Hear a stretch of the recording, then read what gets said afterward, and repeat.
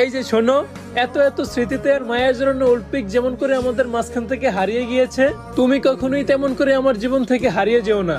তোমাকে আমার করে পাওয়ার জন্য আমি ঠিক ওইরকম ধৈর্য নিয়ে বসে আছি, যেরকম করে 2019-20 সালে হিরোইক ডান দেওয়ার জন্য ফ্যাক্টরির ছাদে আর পিকের সাইনবোর্ডে শুয়ে শুয়ে পুশ করে যেতাম। হঠাৎ করে কোথাও ডেঞ্জার জোনের আওয়াজ শুনলে যেমন গায়ের লোম দাঁড়িয়ে যায়, তেমন করে তোমার কণ্ঠস্বর শুনলেও আমার মনটা শান্তিতে ভরে যায়। 2019-20 সালে যেমন গ্র্যান্ডমাস্টার ডান দেওয়ার জন্য এক স্কোয়াড মিলে ম্যাচ স্টার্ট দিতাম, আর ভুল করে কোলেক্টরে ল্যান্ডিং করে 3 জন মরে গিয়ে একজন বেঁচে থাকতো, তখন ওই একজন যেমন করে ফুল স্কোয়াডের মাইনাস বাঁচানোর দায়িত্ব কাঁধে নিয়ে টপ 10 করার চেষ্টা করে, তেমন করে আমিও তোমার দায়িত্ব কাঁধে নিয়ে তোমাকে সারা জীবন আগলে রাখার চেষ্টা করব।